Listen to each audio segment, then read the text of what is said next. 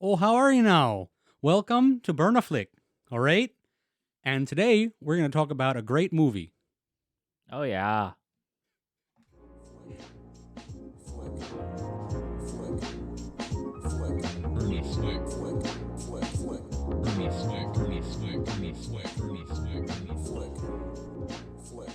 All right, welcome back to Burn a Flick.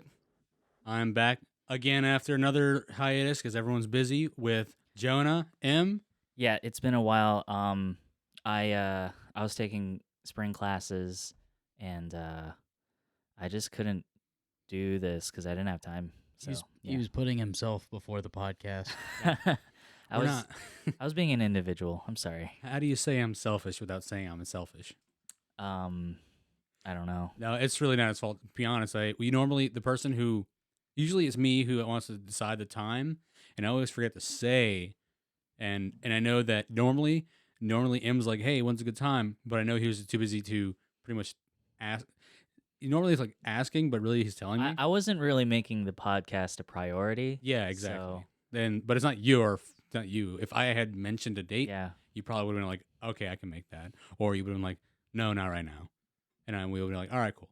Yes, all those reasons. I like how right now Twitter, if you pay for the Twitter Blue, you can do 2-hour videos on there. Oh. Yeah. No, I was saying like because we can do that. I'd pay for that. I'd put 2-hour videos of our podcast on there. No, I don't. I don't even. What? No. What? Why? The algorithm. Do we have a Twitter account? I made one and got rid of it because Oh, why'd you get rid of it? I don't know. Do we have a blue check? Oh, we got rid of it. No, we never had a blue check. You If can we pay if we for it now. if we were to get one, how much does it cost to get a blue check? $8 a month. Not worth it. Not worth it unless you had a larger doing that. following. I don't know. It's not really a big deal. I was just wondering. I was just spitballing. I'm just spitballing here. Putting our podcast on Twitter, but that could potentially expose this podcast to more people. What? Well, that's what I was saying because actually Yeah. a very large sum of people Yeah. utilizing Twitter. Burn a Flick worldwide. Why? Yeah. That would Black with the gloves. that could potentially increase the number of people who are aware of this podcast. And do we want that? I like its indie feel. I like yeah, me being too. completely unknown. This is more cathartic. It is to me, Yeah. to be honest. I feel like the more people involved, it might change things. We'll start to develop like rock star personas, and like we'll come in here with like leather jackets Yeah. and embroidered jeans. Yeah. We're gonna have a true Hollywood story one day where True religion jeans. M is like the rock star who's like. I feel like I have come in Yeah. here with a leather jacket at one point. You might have. Possibly. One of us is gonna develop a really bad drug addiction. Actually, all of us. We're all. But it's like 20 years later down the road, one of us has an English accent saying, "No, he did really good one day. He was really good to work with." But cocaine's a hell of a drug. All right. Yeah. I don't think that one would be me. One I don't day, know, maybe. yeah, one day you're gonna do a podcast with your sunglasses on. Oh, never take them off. Yeah. Wait, who does that? Howard Stern. Howard Stern. Oh, yeah. He's old. He's about ready to die, isn't he? Yeah, he did a show one day where he pretty much said his boss is like he is his master. He literally said, "It's my master." Like, and a lot of people are saying, "Yeah, old Howard Stern wouldn't say that," but hey, I remember listening when I was a kid too. He was just always on the Yeah, radio he's been on the air for a while. for like 30 years. Yeah. Anyway, maybe we should get started, huh? Oh, you know what This else happened 30 years ago? What? This movie. Oh, I'm Yeah. guessing. Is it What- actually 30 years ago? it was. I thought it was 1996. Close. Or 20. If it's 96 and it's 23, Or maybe it was 93. that means it was 27 years ago. Almost 30, right? It was 96. 96. What's 1996 minus It's 27. 2023? It's 27. 27. Yeah. Is that So it's accurate? almost 30. Yeah. Almost 30? Yeah. I mean, exactly. It's accurate. I mean, Almost 30 years ago. This movie. That was about the time we got off track in this podcast. Why'd you pick this movie? I don't know. I remember talking about it when we were talking about different movies. Yeah. And then I think we brought up the Coen brothers, and then we were talking about the show Fargo, and yeah, I was like, yeah. we all like that show. And then to I've be not honest, seen the recent seasons, however. no, I've only seen the first 2, Yeah, same. but I think I've seen season 3, possibly. I mean, it's good. It's definitely watchable. Yeah. And I don't know, I guess what I remember when I picked this was like I was still teetering on what I wanted to watch. Yeah. And it was on my mind. And then when we brought up Fargo, I'm like, that's a sign. When we talk about Fargo, it's a Coen brothers classic. Mm-hmm. And we can get into this. It was Frances McDormand's first Oscar nomination out of the 6 she has. She's really good in this. Mhm. Yeah. I don't think I really understood who Frances McDormand was when I first saw this movie in like college. But yeah, I really liked her. And apparently, yeah, I didn't know at the time. She's huge now. Like she Yeah. was She's she got nominated for Nomadland, I believe. Mhm.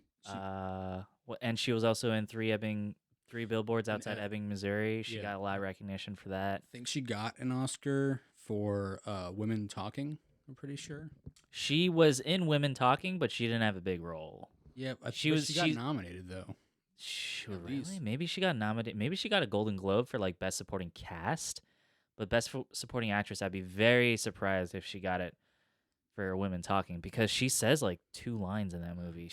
I don't think she won anything. She probably just Oh, was nominated. I know she has 2. I'm pretty sure she has 2 Oscars. Yeah, Fairly certain. I definitely think she got nominated for Nomadland. Yeah. And I think she got nominated for 3 Billboards. But yeah. Oh, about the Coen brothers, at the ending credits of this movie, I noticed that they don't both have director credit. It's only Joel Coen who has a director credit. Mm-hmm. Probably writing credit because I'm sure like a Coen Brothers movie. Yeah. I mean, it may not always mean that like they're gonna direct it. Yeah. Maybe they write it together, right? Yeah, I believe so. I was watching it, the credits, and Joel Coen got the director, Ethan Coen got writing credit, and Ethan Coen also got producing credit. And also Roger Deakins Yeah. was the cinematographer for this, which I did not know. I mean, I first became aware of Roger Deakins after Skyfall, Mhm. because I really like Skyfall, and it was shot amazingly. And then he started doing things with, I believe, Denis Villeneuve a bit. I know he was part of Sicario. He got a lot of recognition for that. But yeah, Roger Deakins, big name. Apparently he's been doing good work since fucking 1996. At least, Yeah. or Probably from Far, before that yeah. too. Yeah. did you know that Frances McDormand and Joel Coen are married? What? No, I didn't know that. Yeah, What the heck? Yeah, they're married. They've been married. Because since I'm assuming, Yeah. since freaking Raising Arizona. Was Frances McDormand in Raising Arizona? Yeah, She was? she was the cop. I don't think so. I think it's a different actress. Is it a different I think actress? that's someone else. Oh, I was thinking of No, that's someone else. I was thinking of what's her name from- Sally. No, it's not. It's fucking. I don't remember. Oh, you know what? You're right. It's someone else. Such a long. Yeah. She was in the Superman, the Dawn of Justice, Batman vs Superman. Frances McDormand was? No. The woman. Oh, okay. She Yeah, was yeah, that senator who got blown up. yeah. I don't know. I haven't seen that movie. It's okay.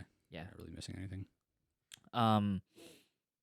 So I think everyone knows this movie. Like it's pretty well known. I think like the accents are like a great feature that everyone is aware of. So you want to talk about your wife's experience with the accents? Well, I know yeah, you like, mentioned it at work. yeah, like you said, it's a great experience for some people.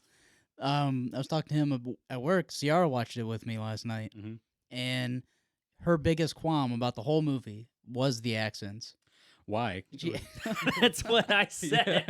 And I'm like, she looked at me. He's like, Jonah, what is this movie you're watching?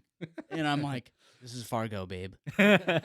And he's like, are those their actual accents? I'm like, no, they're actors. Like, so they're making those accents up? I'm like, well, technically, I guess. Well, I don't like them. All right. Okay. Nice conversation. The accents. Ugh.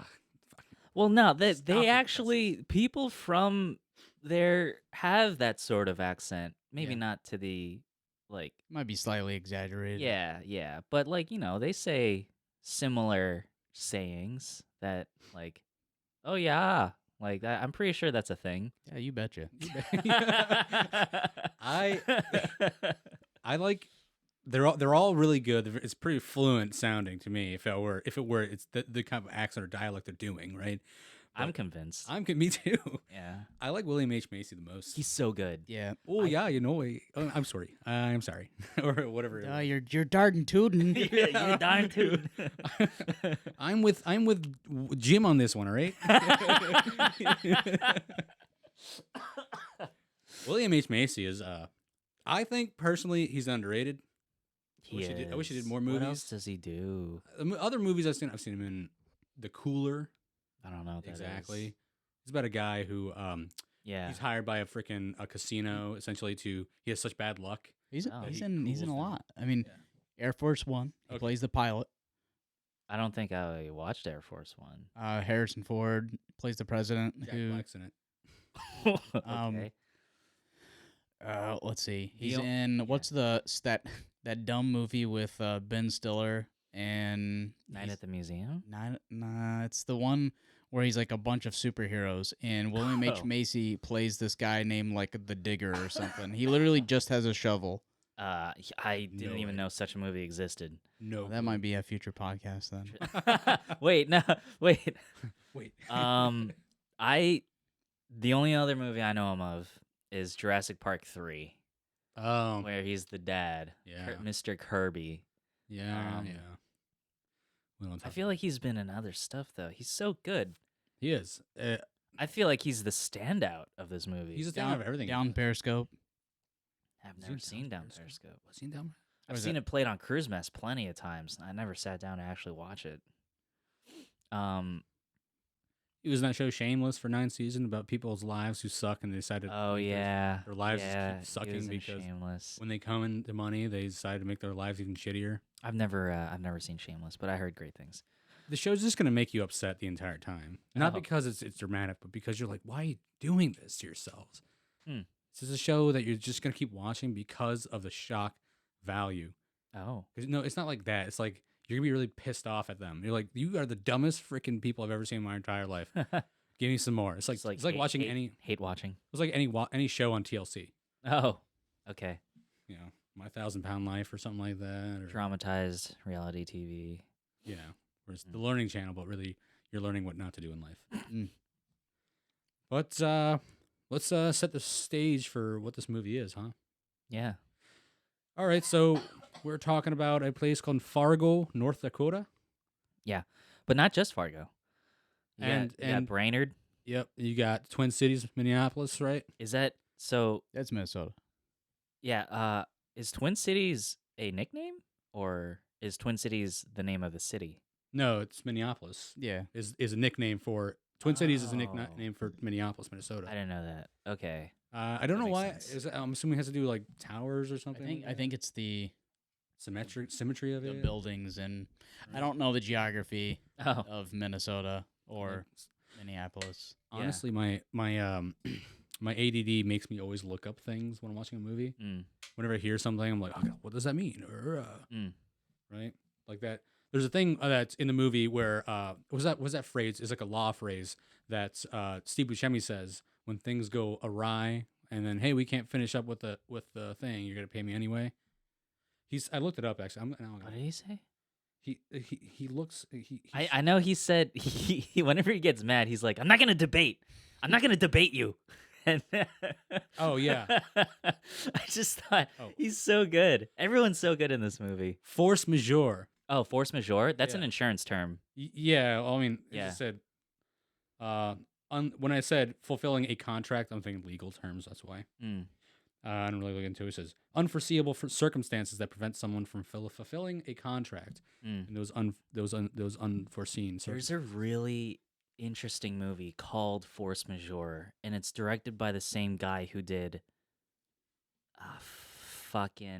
the fucking uh The fucking Woody Harrelson plays a captain and he's drunk and he's arguing with Triangle the Sadness. Triangle yeah. Sadness. The same guy who directed Triangle Sadness and The Square, he directed this movie called Force Majeure, and apparently it's really good. I haven't seen it, but it kind of put him on the map. Triangle Sadness upset me at the end. Gotta hope. Is she dead? She's dead. She gotta be. Oh yeah, probably. I'd say so. I don't know. Who knows? Rest in peace to her in real life, though. Right? Yeah, that's when I found that out. What's her Harley Dean? Harley Something like that. Charbly Dean? I don't fucking know. Charlie? Shabaloo. Something like that. Anyway, she died premature of sepsis. Yeah. Something crazy. That was like a bad surgery or something like that, maybe. Something like that. I think I think she got like a laceration and she was like, "Oh, it's just a cut." And then it got really bad and she's like, "Oh, I guess I'm dying now." Which is really really scary. Damn. Anyway, Force Majeure. Force Majeure. Steve Buscemi. Steve Buscemi is really great in this. Dude, what's his character's name? His name is Carl. Carl something. What He was Shep's point of contact. I thought the other guy was Shep's point of contact. No, Oh. the other guy was the guy that Shep didn't know about. He couldn't vouch for. He couldn't vouch for that guy. Oh. He could vouch for. What was it Carl? You say? Yeah, Carl. Okay. Showalter. Carl Showalter. He could. Yeah, he could vouch for Carl, but he couldn't vouch for the other dude. I thought it was the other way around.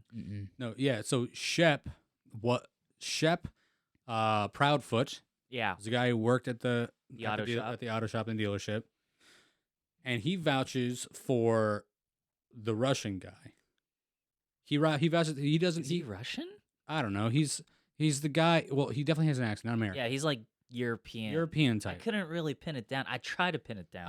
I noticed that the actor's in a lot of movies where he plays a small role. Anyway, Yeah, he's in he's Minority Report. He's the doctor. He's the doctor who changes his wasn't eyeballs he out. in Jurassic Park 2 Lost World? Wasn't he the guy that got eaten by the compies? I think so. I don't know. I think so. He plays like a lot of odd roles. Yeah. Yeah, he's definitely a character actor. So he's Shep's. He is Shep's point of contact. That's what I thought. That's why at the end of the movie, where when we get there anyway, but Yeah. Carl's leaving the house right before Shep goes after him. He says, "Tell your guy Shep, your man, I'm gonna get his ass," right? Because he says to him like he's your guy, Oh, yeah. right? And that I was just Yeah. like you guys, I was also confused, and I- then I noticed that, and then it answered my question. Yeah. So I was totally in the same thought process as you guys. Yeah. Until I heard him say that, because Yeah, I was wondering, 'cause, because like when Shep was beating his ass, Yes. why was he beating him, not the other guy? Yeah. Because like he's not gonna beat the guy you don't. I mean, you don't Yeah. know. I mean, you most likely, I guess you would, but like more importantly, you'd be like, how about the guy you do know? What's that guy's name? What's the European guy's name? Something.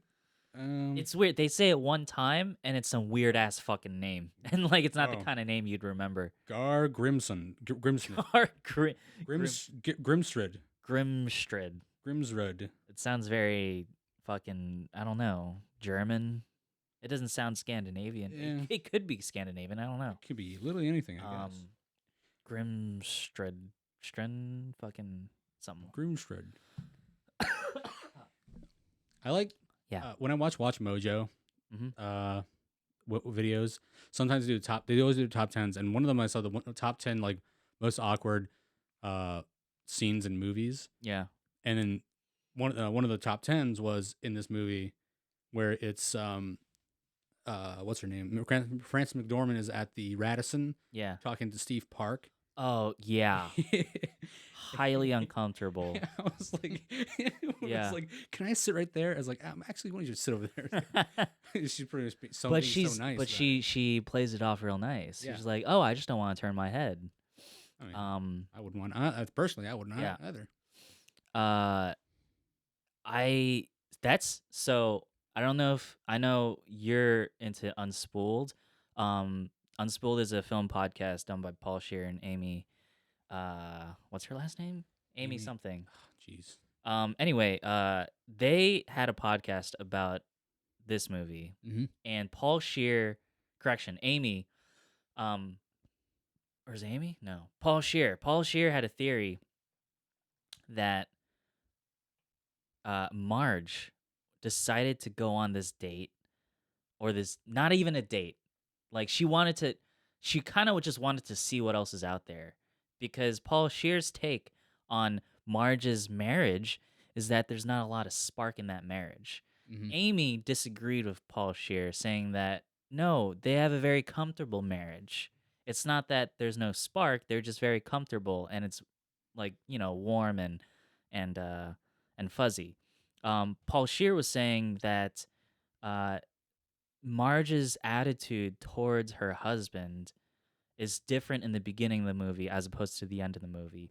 And he was saying that in the beginning of the movie, there's a scene where they're watching like a TV show together, and her husband has fallen asleep on her shoulder, and she's like watching, like, I don't know, bugs like dung beetles or something. Yeah. And then she kind of has a look of like boredom on her face, and then she wakes her husband up by saying, "Hey, I'm gonna turn in now." Um, so like, and then he wakes up, and then he's like, "Okay, yeah, let's go to bed." But like that whole scene Paul Scheer was saying is to kind of demonstrate that uh, Marge might not be completely satisfied in her marriage.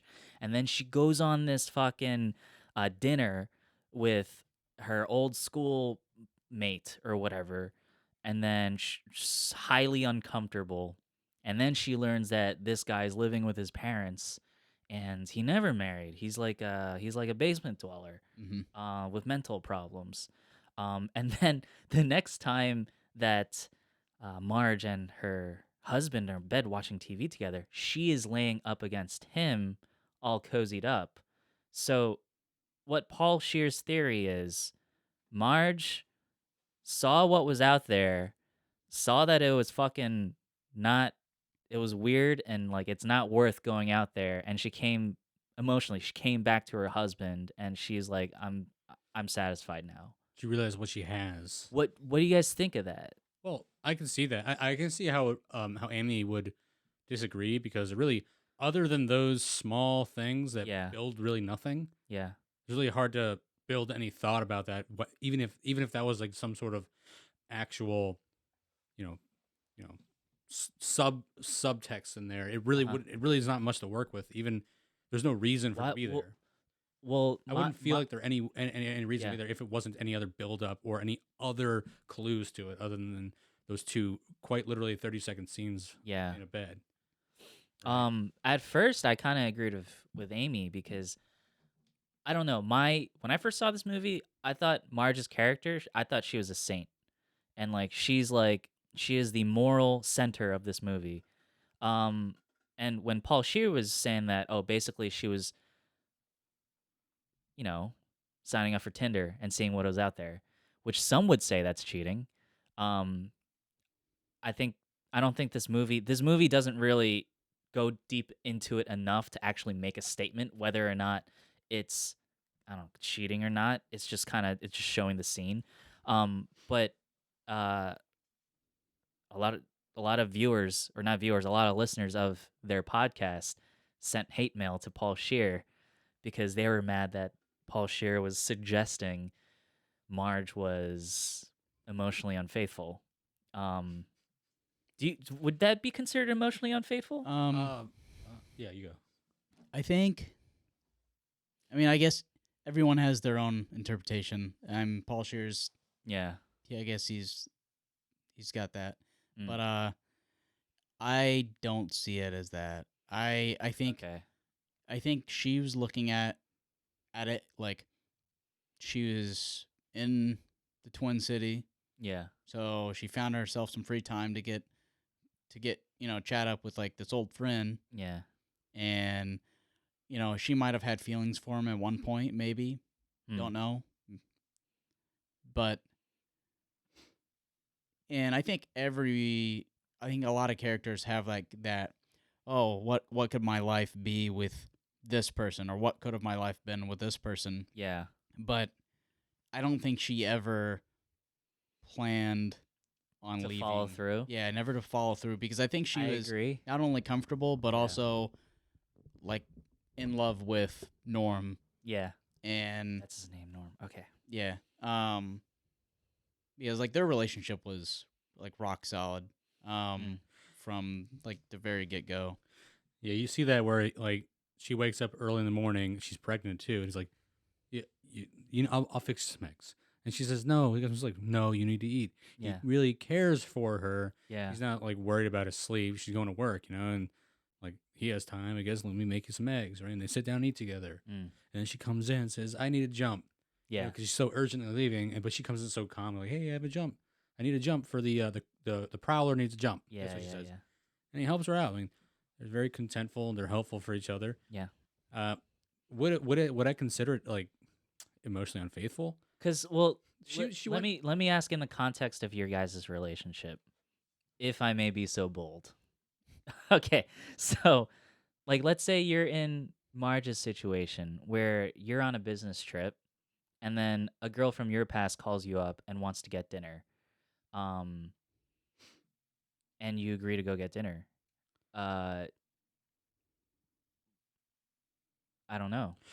Well, I would I mean, have that, how would your wives see that? oh Like, yeah, how would you're right. I agree that. I'd have that conversation with my wife before anything. oh Yeah, get it hey, approved? same thing. Route it up chain of command. Yeah, exactly. 100%. Okay, okay. Because I think if at that point, Yeah. if you don't, maybe So- that's where he insinuated that he was Yeah. going, So because my follow up is she didn't run it through the chain of command, Well, right? no, she didn't, and Yeah. it wasn't like. And I think the way I see it is that in the middle of the night, she's on the phone, Yeah. and she's speaking to this guy plainly on the phone while next to her husband, like Yeah. plainly, loud, not being like. Yeah. Obviously, you didn't know in the first place. She's just saying hello. Yeah. I guess there's nothing thought about before there, and then it came to her head. Mm-hmm. But she went to this thing because she was hungry. Honestly, she wanted to see like a good place to eat, right? And she went 7 months pregnant, Yeah. and in her uniform in her car. Right? I personally don't believe she. But she wasn't in her uniform when not she at dinner. when she went to dinner. She was I thought she wearing wore the jacket. Mm-mm. she had like a very modest Oh, dinner dress I on. guess I didn't notice. I wasn't Yeah. really noticing the clothes. I Nothing guess. But flashy. he was around for that conversation in the middle of the night. Yeah, and Also true. he was aware of who was on the phone. It wasn't middle of the night. It was 11 in the morning. Oh. Because remember, this Oh, is yeah, this is yeah. after this is after she was watching the Dung Beetle Mm-hmm. documentary, and then Norm fell asleep on her, and then she woke him up by saying, "Hey, I'm gonna turn in now," and then the assumption is she was watching this Dung Beetle documentary until late at night because she got woken up by the phone call, and then she asked, "Oh, what time is it?" "Oh, 11:40, whatever." So it's Oh, yeah. they stayed up late that morning. Mm. Right. And I did remember she asked asked like, hey, what time is it? Yeah. I thought she was only asking to be like almost passive aggressive, like, hey, why are you calling me this so Oh. early? yeah, Um, possibly too. yeah, but also who knows? the hell would Yeah. call like 2 a.m, right? I just thought that was a very interesting, I guess, kind of look into where her brain is regarding her relationship, and like how other people might view that situation. Because I can see why it would seem that way, and actually, most cases it probably is that way. But I also think that the reason she was staying up so late the other night, I mean, she has this big caseload. She's following up yeah, a Triple homicide. triple homicide yeah, on the side of a highway, yeah, and she's just like staying up with her thoughts, trying to get her mind off things, watching this Dung Beetle documentary. And her husband, he didn't have to get up early in the morning, It's true. He's so painting ducks. he's just painting ducks for stamps. Yeah, So yeah. yeah. So I don't think we mentioned it, but like, I think it's really interesting This movie is a very when I think about this movie and Frances McDormand and her character Marge, I also think about Jodie Foster in Silence of the Lambs. Yeah, And it's the strong female lead who cracks the case and is looking actually has the most insight on everything that's going on. yeah, I think this movie is less in your face about like that kind of gender role like thing. I think in Jodie Foster in Silence of the Lambs, there's actually a scene where Jodie Foster walks into a room of like FBI agents or whatever, and they're all men, and they all turn to look at her, and it's a very panic-inducing scene where like there's all these dudes in suits looking at the camera, and that's supposed to like convey the fact that Jodie Foster is the oddball out in this situation. She's a woman. This movie doesn't really have that. This movie just kind of Marge is a cop. Moving on.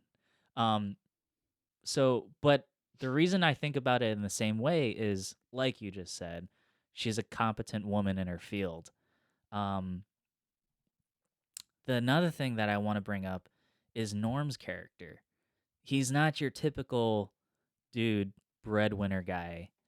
And I think it's really interesting that this movie came out in 96 and it had these kinds of people playing these kinds of roles. And I think in that sense, it's kind of ahead of its time. I don't know. I would agree. Yeah. I would agree. Think about it. The in Raising Arizona, I mean, there was a cop who had the job, Also and the guy. true. Dude, maybe the Coen brothers just like lady cops. I don't know. Hey, I mean, it feels like all the men in a lot of the movies they do are pretty much almost not low lives. I'm not saying that, but just lower than the other, or their seem as low. I mean, look at Oh Brother Where Art Thou? You know, the main characters are prisoners, right? Or even Hail Caesar. I haven't seen Hail Caesar Yeah. or Ballad of Buster Scruggs. I like that, but There's a lot. I think the Coen brothers. I think they really like the idea of funny men, funny, almost like in the kooky sense, like what am I trying to say? I know what you're saying. I think kooky makes sense. Light-hearted, funny, not a threat. Happy-go-lucky. Yeah, that kind of guy shows up a lot in their movies. With a lot of dark undertone to it, though. Oh no, yeah. There's definitely the side of the Coen brothers where it's like, holy shit's going down. Like fucking No Country for Old Men, or this movie, the fucking Grimsrud, Grimsrub. Grim, European dude, seemingly. Yeah, it's crazy how we don't even know his name in the movie, and we don't know the actor's name. We just well, that's the name of the guy in the movie. That's the yeah. I don't know the actor's name either. He's some guy. He's very good at what he does. To be honest, I think I'm better off not knowing. I think it adds to the character. It makes him more terrifying. Peter Stormare. And now the character's not terrifying. Stormare. Swedish, actually. Swedish. Okay, so he's like of the Skarsgård variety. Are the Skarsgårds Swedish? I don't know. Maybe not. Are Scandinavian? They're all the same. Norwegian? They're all the Viking type people. Nordic country. Nordic, yeah. Skyrim, Nords. It's let's tear onto the plot, actually, of the whole thing. Why things are going down the way they are. Yeah. So you have William H. Macy, right? His name is what's his name again? Oh, jeez. I'm just thinking of Mr. Kirby now. Jerry. From Part 3. Jerry, yeah. Jerry Lundegaard. Jerry Lundegaard. Yeah. He is the senior. He's an executive car salesman or sales executive. Yeah. I'm the senior sales executive, whatever he calls it, right? Yes. And he needs money. Can we talk about that? I don't fully understand what he was doing with the cars and their VIN numbers. Yeah, so I think he was trying to, because he's using a car as payment for these guys. So he's skimming it off of the lot. No, but he needs the money to pay off for this car shit that he's doing, right? Yeah. Like but I don't know what he's doing with the cars I think he's because was- he owes 330,000 to Oh, that somebody. the auditor. or some yeah So he, so or 300 he- yeah 320. he took 320, he sorry. took some phony VIN numbers, sent them to like a loan agency, yeah and got money for those cars. And okay the agency was doing an audit and was like, "Hey, I can't make these VIN numbers because they look like they're written by a 3-year-old." And could you send me over like the actual VIN numbers for these Yeah, cars? kept But these stalling. cars are non-existent. that's okay And okay yeah, So he's do they ever say why he did it? I think he was trying to Yeah. open up his own lot, and that That's- was his main goal, was to provide for his family. Yeah. And he was going to make all this money back and end up paying it back, but the way he was doing it was obviously extremely illegal.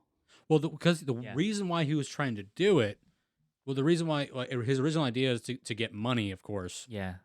because his original idea to get money was to, obviously, the plot is hire people to hold his wife ransom, so that they pay the So ransom that his and dad. splits the money, so he Yeah. can start the business. Once he realizes that the original offer he was trying to do Yes.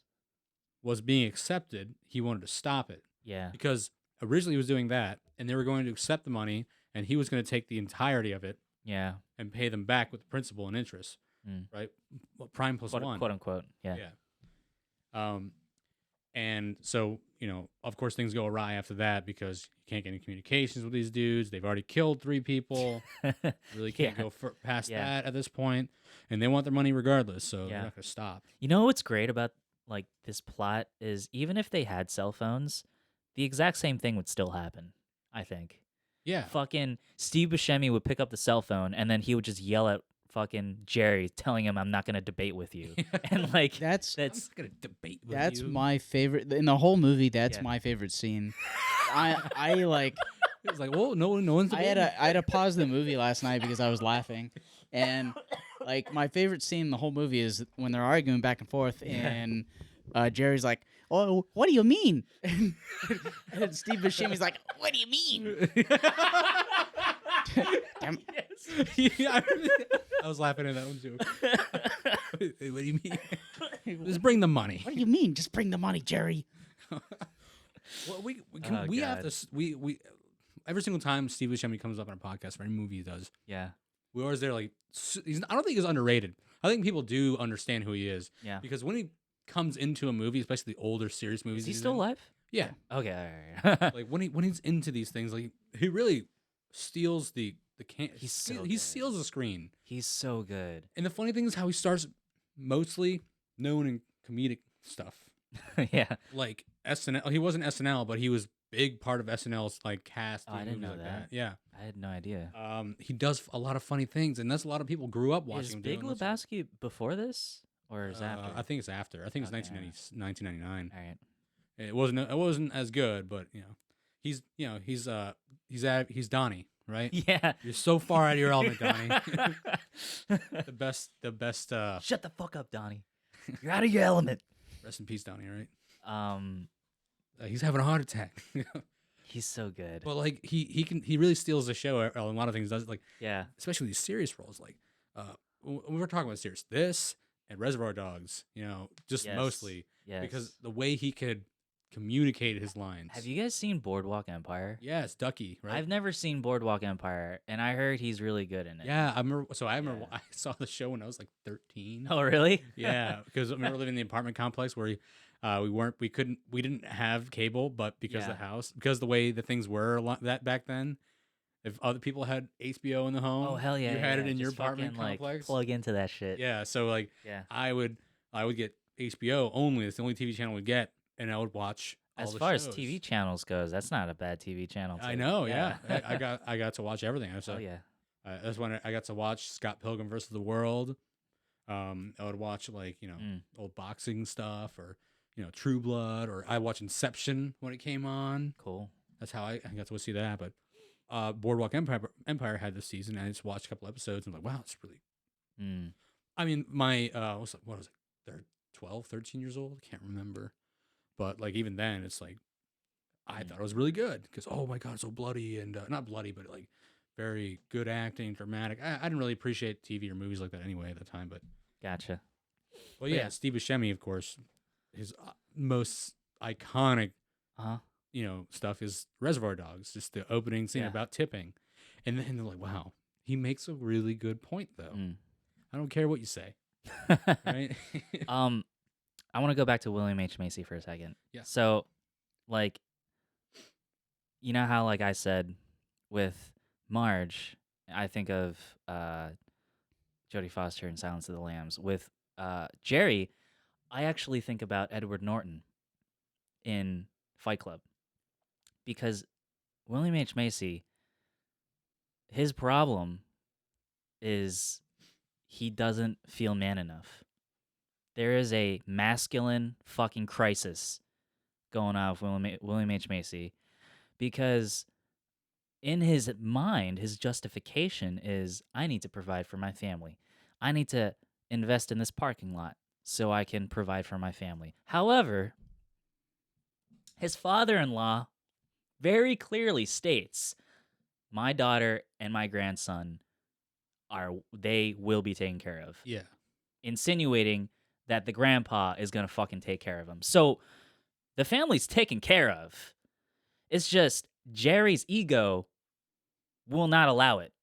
Jerry's ego needs to provide for the family, and he can't have the grandpa doing that job.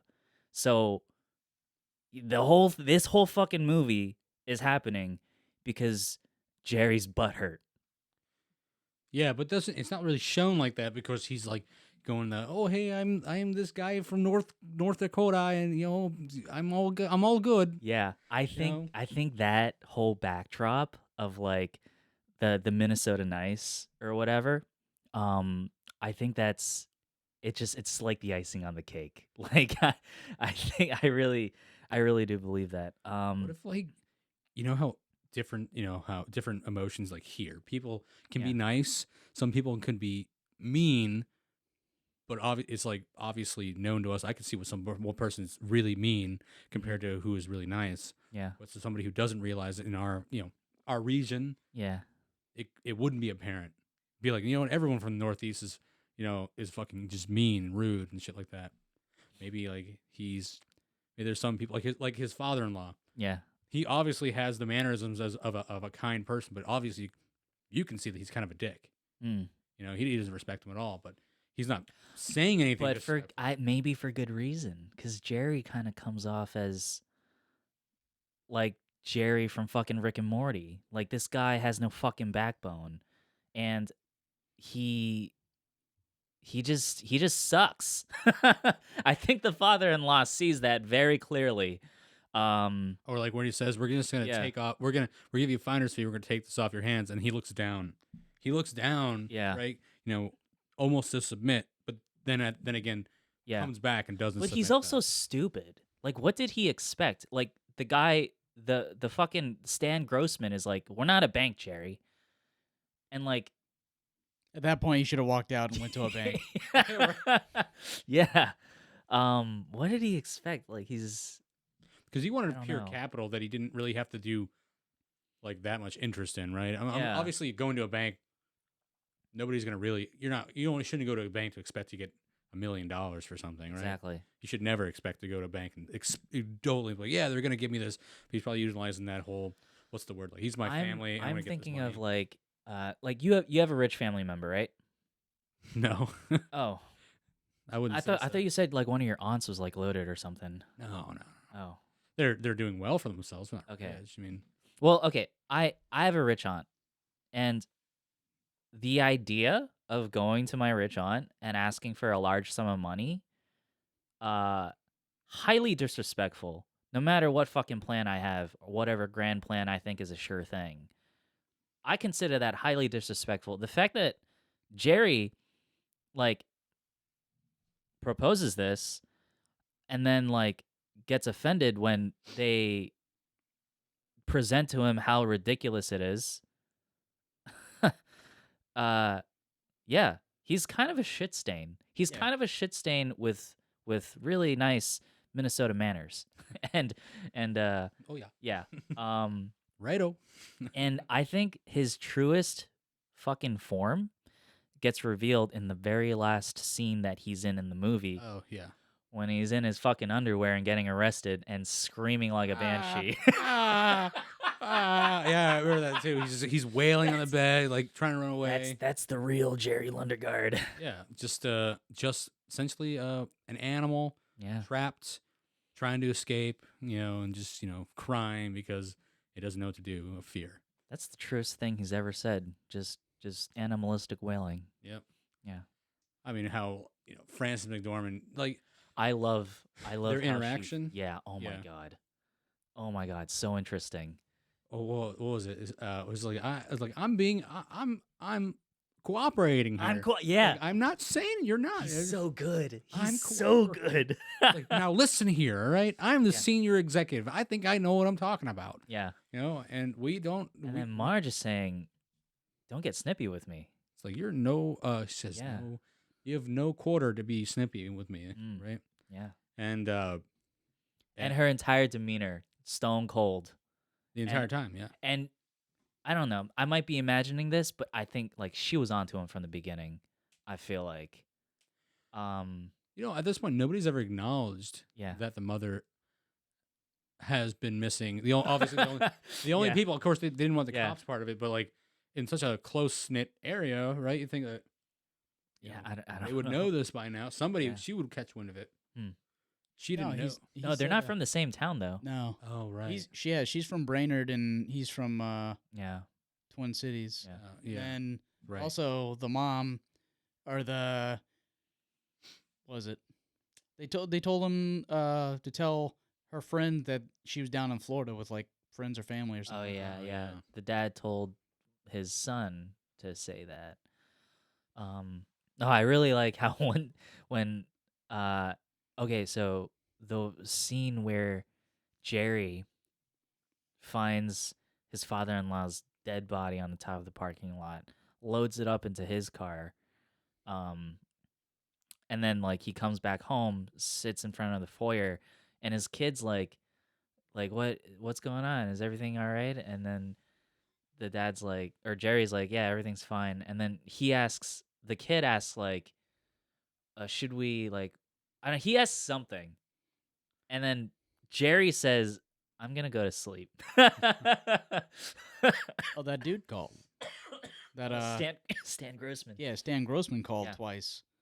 Oh yeah. And Jerry didn't want to talk to Stan because, His partner has just been killed. His father-in-law's Well, been just- shot 1,000,000 times. and is now in his trunk. I Yeah. wonder, like, if he just like called the police, like Yeah, that could have helped him a lot. probably. Like they could have really gotten him away from a lot of things Oh, there. man, I love the diner scene when the three of them, Stan Grossman, the father-in-law, and Jerry, they're talking about like, the whole kidnapping deal. And then Jerry clearly wants to like not go to the cops and clearly just wants fucking his dad to give them money, no questions asked. And then the dad and Stan Grossman, they're like talking about like fucking, well, what's the right move here? Do I give him $1 million? Stan Grossman's like, you don't want to mess with these people. Just give them the money. Just give them the money. And then Jerry's like, yeah, just give them the money. But at this point, he wasn't gonna get any money.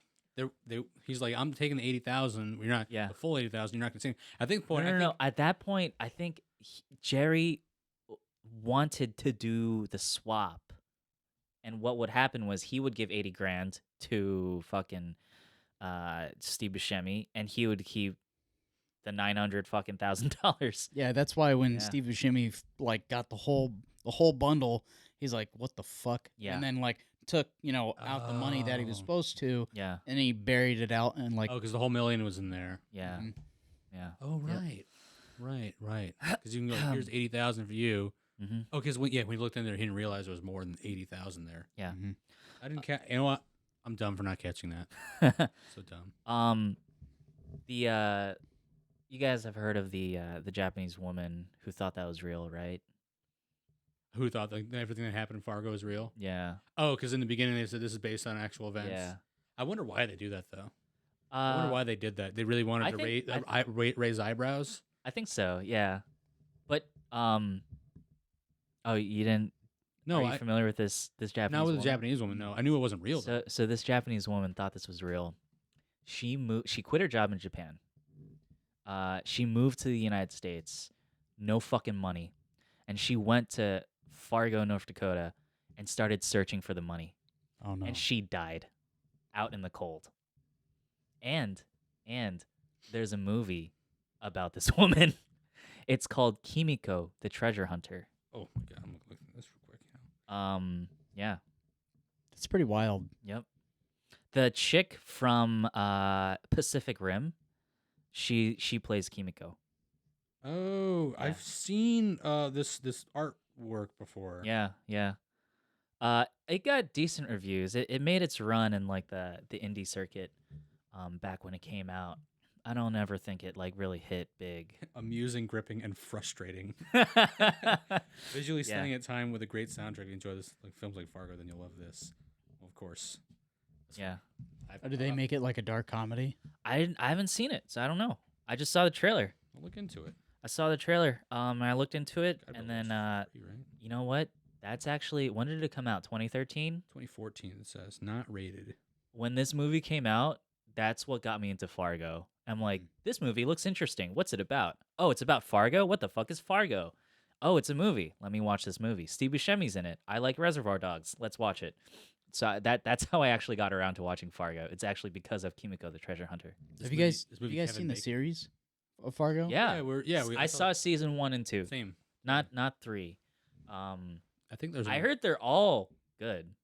I've varying seen bits and degrees of pieces quality. of 3. Okay. I couldn't tell you what it's about though. I love season 2. I think season 2 is the best. Season- With fucking It's been a while since seen. season 2. Who's the dad from The Conjuring? Oh, that guy. Patrick. Wilson. Mhm. He plays a state trooper in season 2. Mhm. He's really good. He's so good. Wait, the dad or like just the main character of the Conjuring movies? Like the actual dad from the Conjuring? Yeah, or he he's like the main character, and he's a dad in The Conjuring. Oh yeah, I guess. Yeah, because his wife is the one who Vera Farmiga is the wife. Yeah, okay, cool. I Yeah. was just making sure because the actual, I knew who you were talking about. I was Yeah, saying the Patrick actual, Wilson. Okay, Patrick Wilson, Never yeah. mind.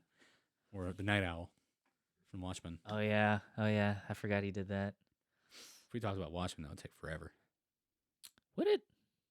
I think. Oh, That's Watchmen. a 3-hour movie. I think Watchmen is one of those movies where they should have they stuck their insistence to comic book faithfulness hurt the movie. I don't think so. I disagree. I don't think they were faithful. I don't know. I They're think very faithful. I The think- only thing they left out was Tales of a Black Freighter. that's it. That's all they left out. And the end. I talk about this all the time. Really, I feel like the end of the they- comic was completely different. How weren't they faithful? I think they looked at. I think Zack Snyder looked at like the comic book and said like, "Oh, pictures. Oh, me make pictures in the movie." Damn it, he's right. Well, some would call that comic book faithfulness. Some would call that a faithful adaptation. No, I think the movie is perfect. I don't. You guys are both wrong. Okay? You're both wrong. I like The Watchmen. I just don't think it's a faithful, the utmost faithful adaptation to a comic book. I'm just saying you're wrong about there's it. not being shot faithful. for shot remakes of the scenes in the comics. Again, And of course expanded action. he looked at pictures and he's like, "Ugh, Well, of course he me make movie of this." he expanded action sequences from thought, of course. Like you see only shots, but they don't do Yeah. full. They never. And I'm telling you, they never actually did any action sequences in the book comic. I read that thing. I read the comic. All I know is Alan Moore, the author of The Watchmen, Yeah. he really hates any adaptation of his work because he said the comic is the obviously utmost, doctrine of Yeah. his work, and anything after that is fucking garbage. He hates adaptations, but he despises Zack Snyder's Watchmen. Despises it. Didn't Alan, what's his name? Alan Moore. Alan Moore, didn't he do V for Vendetta? He's responsible for The Watchmen, V for Vendetta, Swamp Thing, Swamp Thing. and countless other things. He's like He's one of those like Yeah. upper echelon writers, Got it. and he hates everything that has to He do with hated the V for adaptation. Vendetta Yeah, movie? Really? he does not like adaptations. Okay. He believes his work. I haven't is his read Well, that's a V for Vendetta, bias. so. Doesn't mean he's right though. He is biased. I'm on his side. Well, in the facts that Yeah. the adaptation wasn't the best towards the book.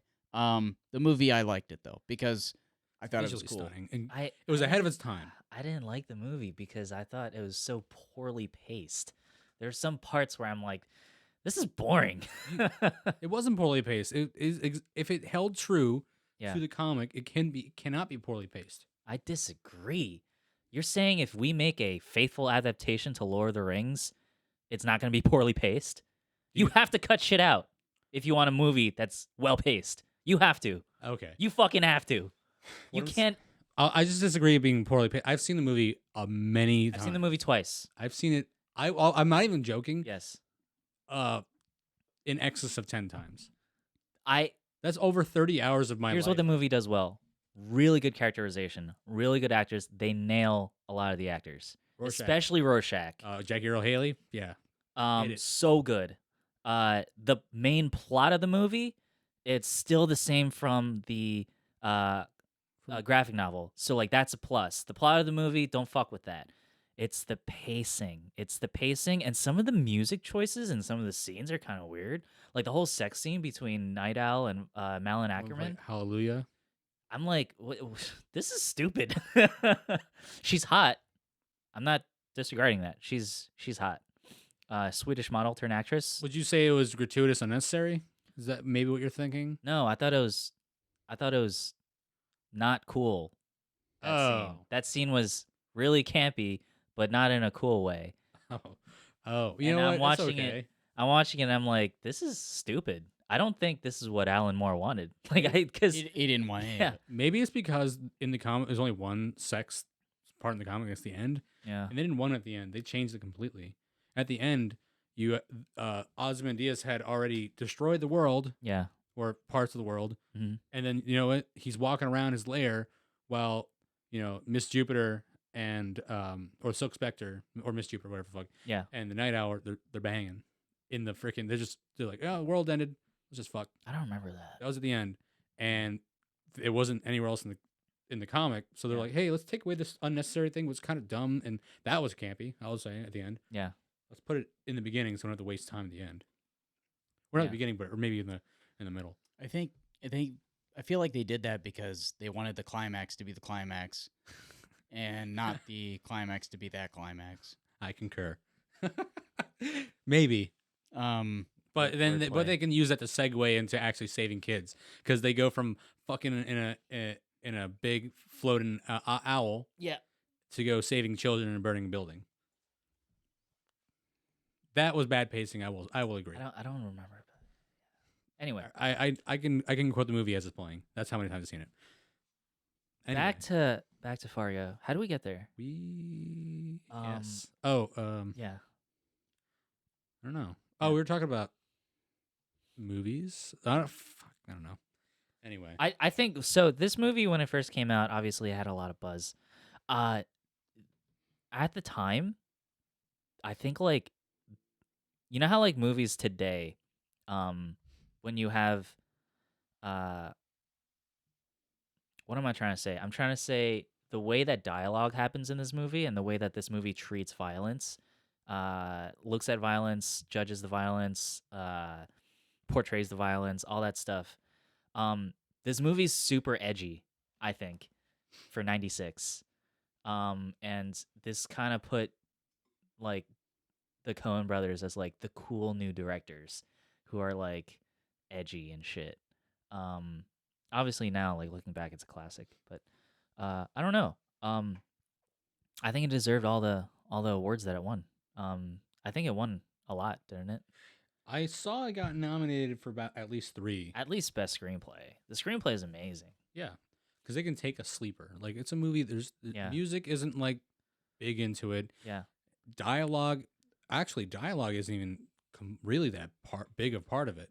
I don't know. I It's think it there. is, yeah. But the thing is, it's effective use of dialogue, so it doesn't need heavy dialogue to make it work. I agree. Well, I don't know. What do you mean by that? Because there A are lot of movies have a lot of dialogue put into there, and they're well made, and they Yeah. really bunch it in there. Where yeah. there's a lot of back and forth, but this one is a lot of scenes are very one sided. Okay. Yeah. Yeah. Does that make sense? Yeah. Am I making any sense? Yeah. there? No. You are. As opposed to just like a movie that's full of people talking to each other. Yeah. This movie has scenes where There's no communication whatsoever, or Yeah, one person speaking. and like when people do talk, it's like almost highlighted. yes. I think that's what you're saying, right? That's exactly Yeah. what I'm saying. Yeah. That's exactly what I'm trying to get at. Like, It's like Grimm's Run- eating French fries. Like French fries are really salty, but like let's say you're eating a salad, and then all of a sudden there's like French fry in the salad. Now you have French. I don't know.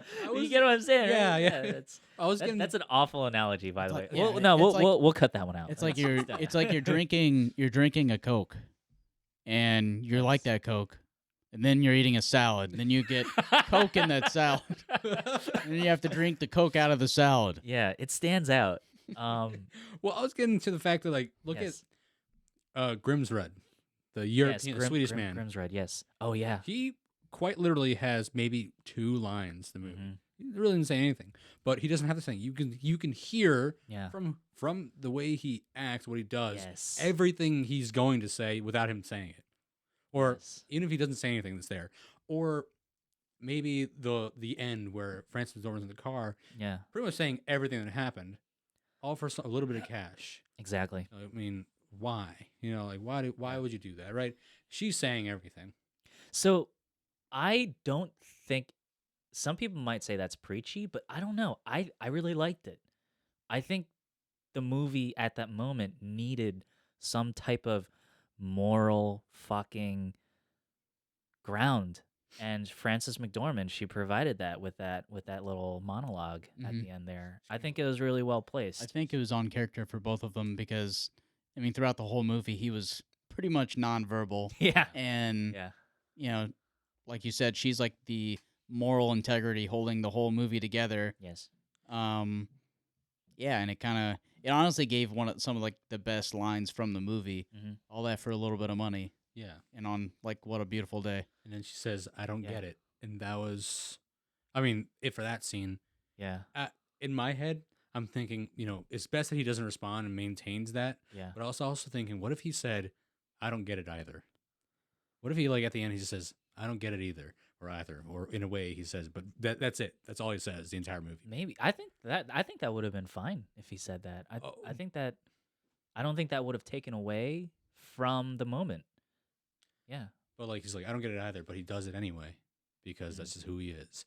But that's not what the movie is all about anyway. It wasn't even about him. Yeah. Really. But I really like at the end of the movie Mhm. where you see how she is content Yeah. completely. She is content completely with everything. The most I'd say the most emotion you get out of her is at the end there. Hmm. Other than the hey, Oh, and then hands up with the gun. yeah, and like near the end, when she turns in with Norm, like she says, like Norm says, "I love you, Marge," and she says, "I love you, Norm," and then yeah, so I think I'm saying there's pure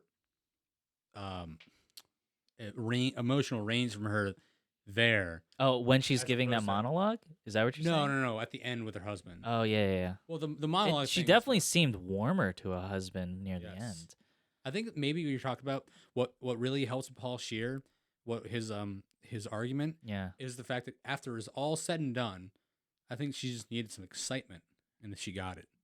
Mm. And now that she realized that from meeting an old friend, or that she barely remembers anyway, Yeah. or Solving a triple homicide. something. I think what happened to your screen, camera? Oh shit. Is Well, the I don't memory know. full? No space on the memory card. Uh-oh. Ah! I would pause. Actually, no, we can keep it going. Let's keep finishing it up. Yeah, It's fine. We No could big just deal. cut the video and then just go to a blank screen. It's fine. That's fine. Yeah. I guess I don't know where I'm getting at with this. You know, from all that, Yeah. We could probably go on for another hour talking about it. from this, yeah, Yeah. definitely. From all that, she realizes maybe that life is short. Mm-hmm. I shouldn't be thinking this way. Maybe all these people dying, Mm-hmm. things could end really fast. Who knows? And she doesn't need anything else. She just needs what she has. Yes. It's probably a stretch to think that far, but it's also a stretch for people to think that she's being unadult. I don't think it's a stretch. No, Yeah. I think that's a fair assessment. I appreciates that. I'll tell you what. Right. The greatest regret that I have now is not having Lonnie on this podcast. Imagine. Who's Lonnie? Oh, is it the guy you He- talked about in your office? There's a lot of people we talk about. But if we had him on this podcast, he would pretend that he saw the entire movie and oh man. What do we? Lonnie, you remember that time the main character ate a whole bowl of fruity pebbles and threw it up all over his kid? Well, I remember that. I didn't much care for it. It reminds me of time me and Shayna. There's Oh, always. God. I thought it sounded like there's a Key and Peele sketch Yeah. a long time ago where these guys are all sitting at a table, and they're talking about. I think they're talking about movies or video games, and then I was like, I didn't really see that movie. I didn't see that or play that game, and then Peele is like, oh really? This guy. And then he was like, "Well, what? What are you talking about?" He's like, He's talking about how you have no position on it because you don't know it either. So he's like, "You have no position. You know nothing," and it makes him start crying. I gotta figure this. It's such a funny thing. I'll show you guys afterwards. Okay. I think Jonah has our next flick, right? Oh yeah. Okay. Lay it on us. All right. So I've been thinking. Yes. We've crossed several genres. You know, great movies, picks, great everything. But now it's time. We are in this new era of artificial intelligence. And Okay. it is big in the world right now. There's like 3 movies in my brain right now. Okay. We have AI art. We have AI generated songs. We have AI almost cars are basically driving themselves at this point. Okay. The movie I'm picking has nothing to do with any of that, and I'm picking Velocipaster. No! Oh God, here we go. Okay. Velocipaster. Velocipaster. What year did Velocipaster come out? It's got to be in the last 3 years. It's got to be within the last. I don't know. It Okay. probably looks like it's right. been 10 Velocipaster. years. Do you know where we could find it? We'll also help look for this. I think you can get on Amazon. All right. Velocipaster. My Oh, you can watch it understanding- on Tubi for free. My understanding of Velocipaster is it's a reverend who You can literally watch it anywhere for free. becomes a Yeah. velociraptor. Is it a pastor who Um, becomes a raptor? After losing his parents, a priest travels to China, where he inherits a mysterious ability that allows him to turn into a dinosaur. Oh my God. All right. Shazam. I'm sold. I think that's it. We'll see you guys next time. Velocipaster.